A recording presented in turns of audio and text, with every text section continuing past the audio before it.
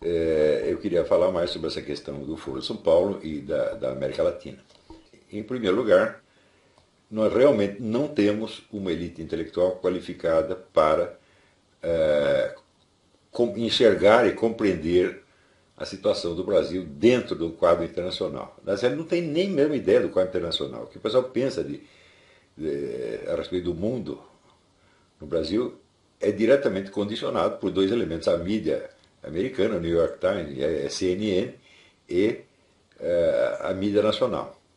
E, em segundo lugar, além, vamos dizer, dessa deficiência que é puramente negativa, existe a atuação de um fator ativo,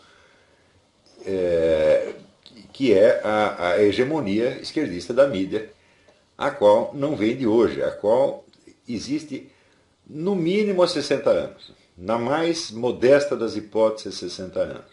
Eu creio que já ter mencionado aqui uma publicação do Sindicato Jornalista de São Paulo, chamada 60 anos de jornalismo, publicada na década de 80, onde estão lá todas as grandes figuras do jornalismo paulistano, e mais de 90% delas eram membros do Partido Comunista, ou de algum partido parecido, assim, tipo Quarto Internacional, alguma variante. Né? Então isso quer dizer que a história da mídia em São Paulo acompanhava, era exatamente a mesma história do Partido Comunista. As grandes figuras de um eram as grandes figuras do outro. Esse fator geralmente não é levado em conta. As pessoas, mesmo que as que têm essa informação, não costumam levar em conta porque, ignorando o que é realmente o movimento comunista e tendo dele uma concepção paroquiana, caipira, tá certo? Não conseguem relacionar, vamos dizer, este predomínio dos comunistas da mídia com o conteúdo do noticiário. Eles acham que o sujeito comunista ou não é um profissional de imprensa, entre aspas, cuja função é divulgar os fatos. E cada um tem lá a sua opinião, né?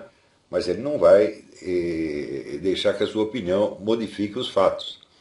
Quando, na realidade, vamos dizer, a essência mesmo da profissão jornalística é a seleção dos fatos. Não é isso?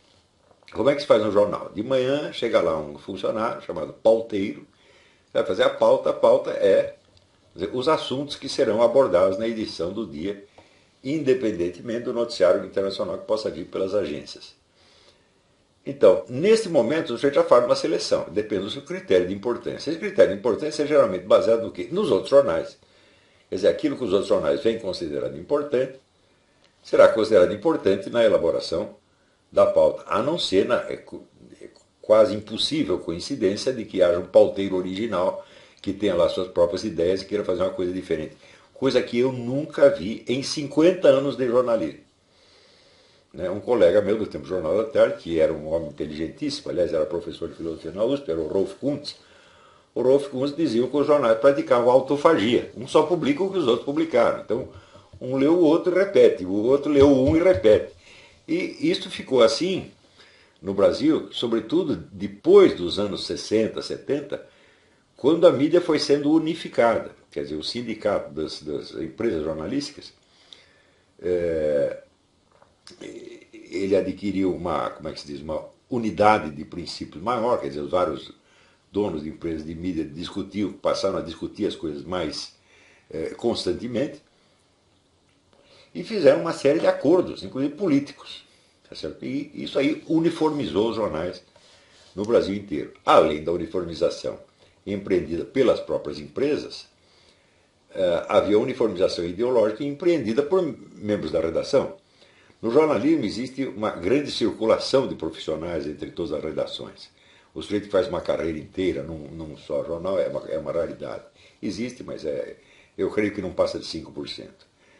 Então, o sujeito está hoje na Folha, amanhã ele está no Estadão, depois amanhã ele está na Veja, e assim vai mudando. E isto propicia também a uniformização. Vamos dizer, a direção ideológica do processo, é claro que ela existe, né? Isso quer dizer que o pessoal do Partido Comunista, por exemplo, dava certas instruções, digamos, para prestigiar determinados personagens, seja da política, seja das letras, seja das artes, e negligenciar outros. Quando o partido baixava uma instrução, olha, do fulano de tal, não é para falar, como fizeram com o Antônio Olinto. O Antônio Olinto é um escritor brasileiro que tem seus livros traduzidos em mais de 30 idiomas, é um sucesso internacional. Quando chega na Romênia, tem lá uma biblioteca Antônio Olinto. E durante 30 anos o nome do Antônio Olinto desapareceu da mídia brasileira. Depois voltou, já velhinho, voltou para o Brasil. E daí foi posto na academia, como uma espécie de prêmio de consolação. Mas a cortina de silêncio vigorou durante 30 anos. Isso é um fenômeno que tem que ser levado em conta. O meu próprio nome foi banido por iniciativa do Milton Temer, que era um dos luminares do Partidão. Do Olavo de Carvalho não se fala. Então, de fato, o nome desapareceu. Claro que de vez em quando apareceu uma coisinha ali, outra ali, mas totalmente desproporcional, né, com o tamanho da atuação que eu estava tendo e do efeito social que eu estava desencadeando. Né, se o sujeito saía na rua, só via cartaz, o Olavo tem razão, mas não saía uma menção a isso, né, em jornal nenhum, noticiário nenhum, TV. Isso é normal, esse é o procedimento da espiral de silêncio é esse. Então, as pessoas sabem que isso acontece, porém, continuam lendo jornais e vendo noticiário de televisão como sendo sua principal fonte de informação. Isso está diminuindo hoje, graças à internet. O pessoal se abriu mais para outras fontes, sobretudo para fontes diretas, e vamos dizer, a credibilidade da mídia no Brasil não passa de 5%. Mas esse 5% é importante, por quê? Porque é a elite. São os políticos, são os professores universitários, em suma, são as classes falantes. Tá certo? Então, em geral, o espectador do noticiário de TV, o leitor do jornal, ele não faz a conexão entre os fatos que estão chegando para ele, tá certo? E a orientação ideológica que existe por trás. Não conecta uma coisa com outra. Ele não entende que uma publicação, um jornal, por exemplo, é um produto inteiramente programado, tá certo? Para, vamos dizer, impor uma certa visão das coisas. Essa visão não se impõe pela propaganda de opiniões. Isso é a coisa mais fundamental. Né? As páginas de opinião nos jornais são as menos lidas. A página tem aqui uma coluna que é editorial, que é a opinião oficial do jornal, e tem do lado uma série de artigos assinados que são opiniões mais variadas, mas dentro de uma gama previamente escolhida. Mas, a imposição da visão se dá através da seleção do noticiário e da seleção, sobretudo, do critério de importância. Quer dizer, uma notícia pode ser publicada numa notinha de 10 linhas na página 15 ou pode ser manchete do jornal. Mas ela pode ter uma sequência, uma suíte, como se chama no jornalismo, ou não. Você pode noticiar a coisa uma vez e desaparecer. Ou pode continuar e aquilo virar uma espécie de um leitmotiv, um tema recorrente. Né? Como, por exemplo, os famosos crimes da ditadura viraram um tema recorrente.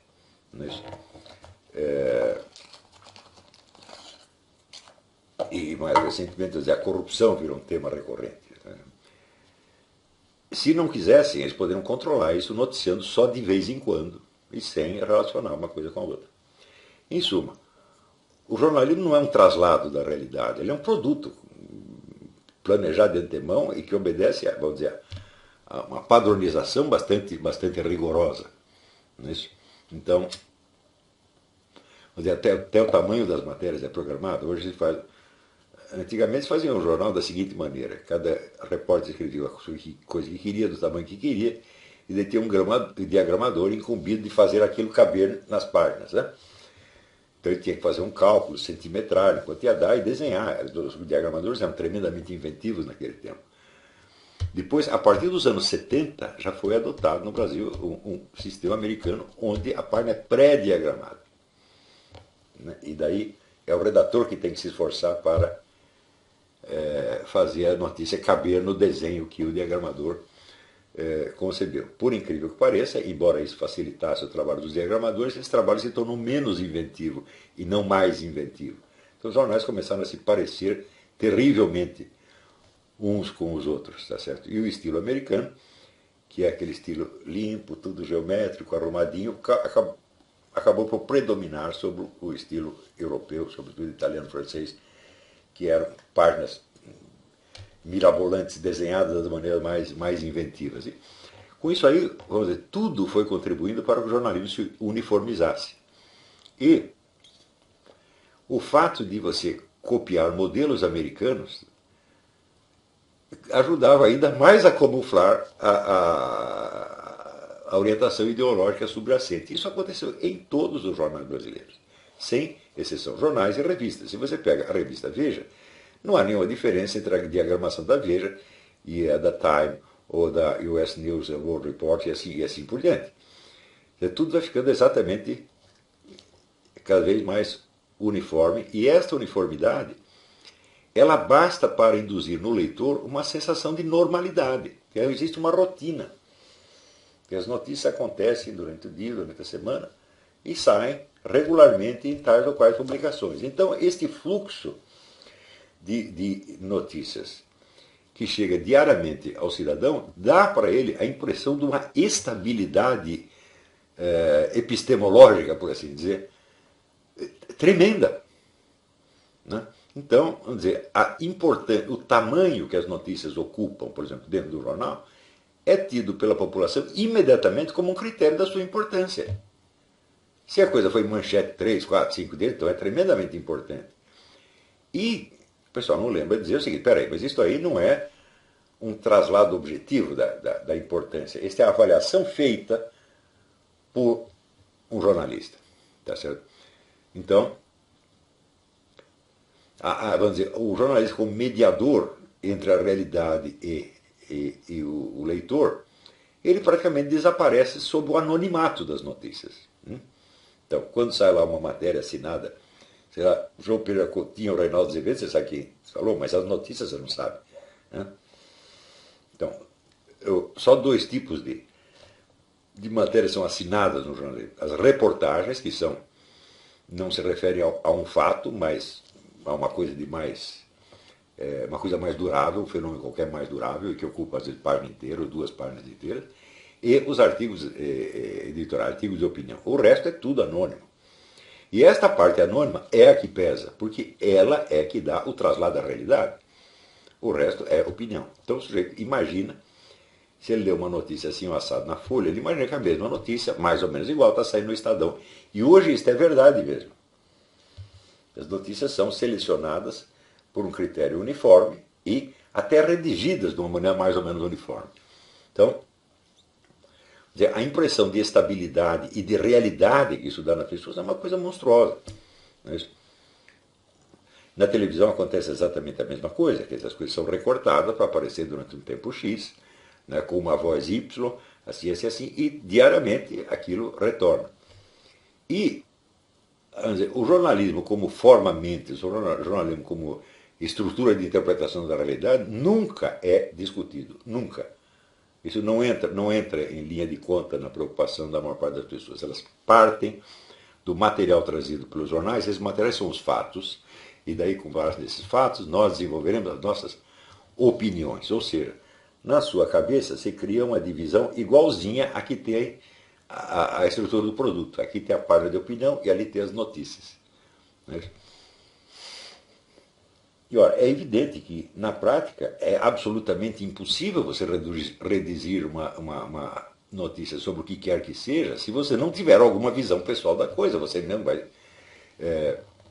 vai selecionar de acordo com o seu critério e de acordo com as normas vigentes do jornal. Então, em alguns jornais existia durante algum tempo, pelo menos até, uma fórmula padrão para a redação. Tinha uma abertura com tantas linhas, depois tinha um intertítulo, depois tinha mais 10 linhas, depois outro intertítulo, mais 10 linhas, assim por diante. Então, você verá, se existe esta uniformização industrial do produto, industrial e gráfica do produto, e por outro lado existe também uma uniformidade ideológica na redação, então é claro, a imposição de uma certa visão das coisas é avassaladora e sem contraste. Não há quem diga não. Não há, por assim dizer, concorrência de conteúdo entre os jornais. Isso é importante. Eles não concorrem no conteúdo. Todos apresentam o mesmo conteúdo. Né? Eles têm lá os seus públicos tradicionais e tratam de mantê-lo, conquistá-lo por outros artifícios publicitários. Mas o conteúdo das notícias não tem nada a ver com isso. Mesmo porque os jornalistas, como eu disse, estão sempre mudando de redação em redação, estão sempre os mesmos que estão fazendo tudo. Então, isso quer dizer que pessoal, por exemplo, que vai estudar em universidade, você vai estudar ciência política, sociologia, etc., você já traz com você uma visão do mundo factual que já está inteiramente estabelecida. Não há como mudar. Né? Quer dizer, não há um processamento científico desta coisa para você poder investigar quais são os fundamentos daquela visão que está sendo apresentada. Quando se faz isso, é exatamente no sentido de reforçar a mesma visão, mediante uma falsa crítica. Então, por exemplo, você mostrar que o noticiário da Folha, do Globo, é condicionado pelos interesses da empresa. Eu digo, olha, os interesses da empresa interferem num jornal assim, em 5% no máximo. Eu trabalhei 50 anos no jornal, eu nunca recebi uma instrução do patrão para escrever isto ou aquilo, nunca. Isso é inteiramente decidido pela classe jornalística. Frequentemente o dono do jornal nem aparece lá. Mesmo aqueles que são jornalistas praticantes, por exemplo, eu trabalhei no Jornal da Tarde muitos anos, eu vi o Rui Mesquita uma única vez. Simplesmente não aparecia na redação. O Otávio Frias de Oliveira, então, esse era uma raridade. Era uma figura mítica. Você via de longe.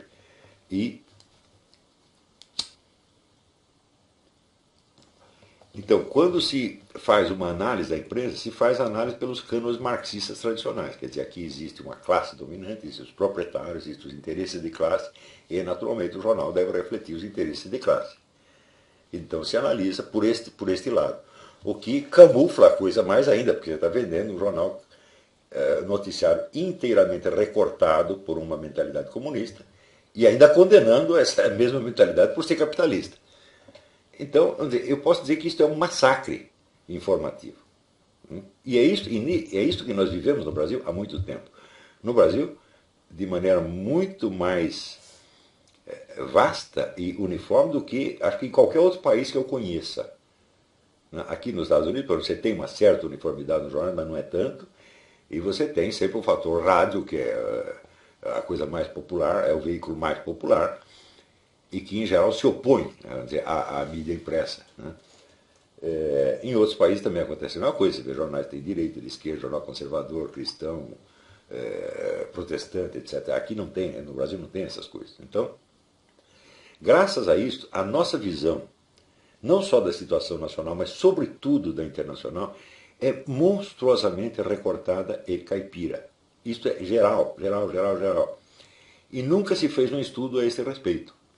Então, quando nós vemos fenômenos, por exemplo, como a ocultação do Foro de São Paulo por 16 anos, este fenômeno é mais importante do que tudo que o governo esteja fazendo.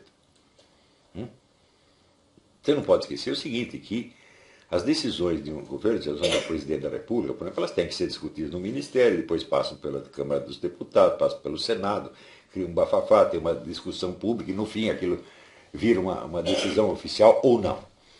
Mas aquilo que foi decidido pelos meios de comunicação está decidido e está feito e ninguém vai discutir e não volta mais atrás.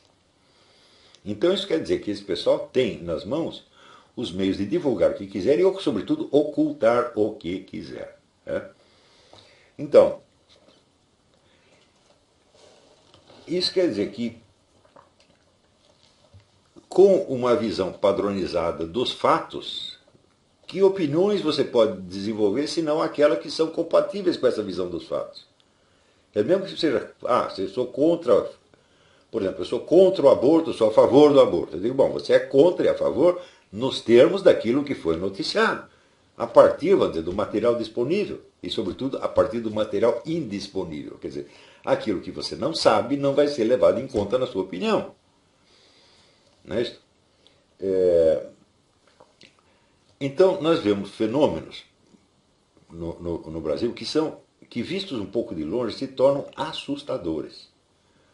Por exemplo, vocês viram o número de matérias de imprensa, de livros, de programas de TV, de filmes que falam sobre a influência americana no golpe de 64. Assim, é uma imensidão, é um oceano.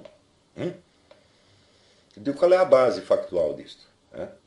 Bom, existem alguns fatos que realmente aconteceram E sabemos que isso aconteceu porque podemos confirmá-lo por outras fontes. Por exemplo, sabemos que o presidente Johnson mandou uma frota para ficar estacionada, nunca desembarcou no Brasil, e ela ficou ali por perto. Para quê? Bom, isso é uma obrigação constitucional do presidente americano, onde há uma ameaça de crise ou de guerra civil, ele tem que mandar uma frota para recolher os cidadãos americanos que estão em perigo. Foi isso que ele fez. Essa frota não interferiu em absolutamente nada no desenvolvimento do golpe. Nada, nada, nada, nada. Sabemos também, existe o famoso telefonema do embaixador Lincoln Gordon ao presidente Johnson, dizendo: presidente, os militares aqui botaram os tanques na rua, o que nós fazemos? Daí o Lyndon Johnson responde: faça o que for necessário. Isso no dia 31 de março, quando os tanques já estavam na rua. Nós sabemos que o embaixador Lincoln Gordon acompanhou algumas discussões entre os generais, sabia que alguma coisa eles iam aprontar. Tá certo? Mas ele nem sequer se preparou para isso. Tá certo? Então, se o indivíduo, diante do fato consumado, pede instruções ao presidente, então é óbvio que ele não participou do planejamento das ações. Embora tivesse alguma informação a respeito, mas não sabia sequer a data em que as coisas iam acontecer. Por incrível que pareça, a gravação deste mesmo telefonema é apresentada até hoje como prova da intervenção americana no golpe de 64. Qualquer pessoa que você converse, sobretudo no meio universitário, se você colocar a coisa em dúvida, ela vai dizer: não, mas isto é óbvio, isto é fato histórico comprovado. Não há comprovação nenhuma, zero. É literalmente zero. Não há nenhum sinal de uma intervenção americana no golpe de 64. Zero. Daí as pessoas dizem: não, mas os Estados Unidos tinha firmas americanas, né? Tinha a Light americana, canadense, financiando, por exemplo, movimentos de direita no Congresso. Eu digo: mas escuta, mas vocês estavam alimentando uma oposição no Congresso, o que é que isso tem a ver com o golpe militar, meu Deus do céu?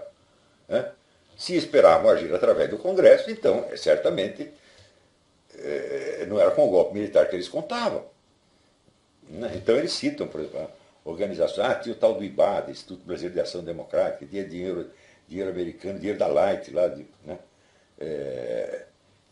fato tinha, mas isso era uma ação dentro do Congresso, era propaganda política normal dentro da concorrência parlamentar. E, sobretudo, tem o fator que eu, há 20 anos, digo, bom, se os Estados Unidos interferiram tanto, se assim interferiram tanto, tinha que ter pelo menos um agente da CIA lotado no Brasil. Me deu o nome de um agente que estivesse lotado no Brasil. Até hoje, desde 1964 até hoje, quer dizer, meio século mais um dia, estou esperando o nome do tal agente, e até hoje ele não apareceu. Em compensação, a participação da União Soviética, a ação da União Soviética no Brasil naquela época e desde então, é totalmente ausente na mídia. Na mídia, no mundo das artes e espetáculos, no ensino universitário, etc, etc. E, para acúmulo de ironia, os documentos revelados pelo Mauro Abranches, que é esse brasileiro que vive na Polônia, mas fala tcheco e tem acesso aos documentos tchecos, documento da STB, que é o Serviço Secreto Tcheco, revelam claramente que havia uma multidão de agentes soviéticos aqui, com nome, CPF, RG, endereço, número de telefone e cor da cueca. Sabe-se tudo a respeito desses caras. Bom, sabe-se quando se vai direto às fontes. Quando você vê a imagem pública, que é aquela transmitida na mídia, isso está totalmente ausente. E você falar em ação da KGB, você se arrisca a ser chamado teórico da conspiração, tá certo? Você é saudosista da Guerra Fria, você é isso, mas aquilo, mas aquilo. Então significa o seguinte: existe realmente, vamos dizer, um bloqueio. Tá certo? E esse bloqueio, ele é do tipo da espiral do silêncio mesmo. Ele não é assim uma coisa que você é ostensivamente proibido de falar daquilo. Não. Ele é feito não de cima, não é que tem um governo que proíbe, não há censura. Os agentes da censura, no caso, são os próprios jornalistas. Então, o termo autocensura não se aplica. A autocensura existe quando você tem uma ditadura e o jornalista, com medo de dizer certas coisas, ele as omite, para não desagradar o governo. Isto é autocensura. O que acontece no Brasil não é uma autocensura, é uma censura exercida por jornalistas. É completamente diferente. Né? Então, o jornalista, como agente de uma facção ou de um partido, tá certo? Ele corta as notícias e faz desaparecer o que ele bem entenda. Isso é um fenômeno geral e endêmico no Brasil. Né? E se não começarmos a levar isso em conta, nós nunca vamos entender nada do que se passa no Brasil. E pior, não vamos entender qual é a posição do Brasil no mundo.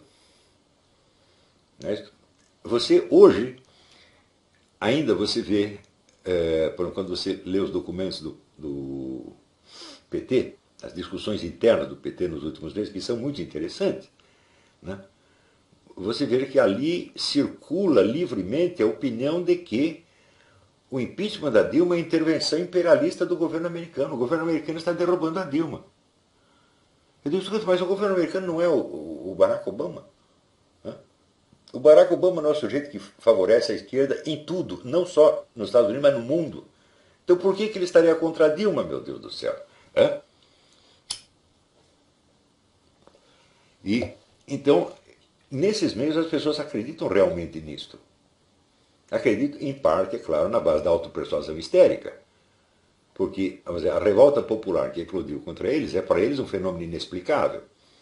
Eu posso explicá-la, eu sei por que ela aconteceu, mas eles não sabem. Para eles isso é um fenômeno estranho, sem motivo, e tem que ter uma mão maligna do imperialismo americano por trás, ou tem que ter outra explicação conspiratória qualquer.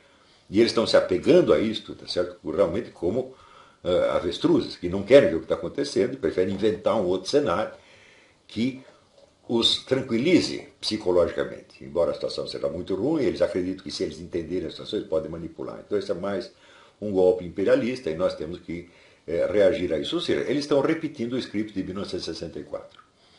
Em 1964 acreditaram na balela da intervenção imperialista e continuam a cultivá-la até hoje. Mas é de uma maneira avassaladora. Né? Não é um nem dois livrinhos que saíram a respeito disso. Você tem uma biblioteca inteira a esse respeito. E filmes. O ano passado fizeram um filme de novo sobre isso. O filme ganhou um prêmio. Quer dizer, tem um comunista que faz o filme sobre isso no Brasil. E lá em Paris um outro comunista dá um prêmio para ele. Tá certo? Não pense que isso é coincidência. Você tem uma rede. O comunismo o comunismo não é uma ideologia, não é um regime. Ele é uma organização, uma rede mundial. Você tem que entender isso aí. A ideologia pode mudar, os planos podem mudar, a estratégia pode mudar, mas a rede não é destruída jamais. Claro, um indivíduo pode sair, outro pode entrar no lugar dele, mas a rede continua funcionando. E, na verdade, o número de pessoas que saem é ínfimo, se você pensar bem.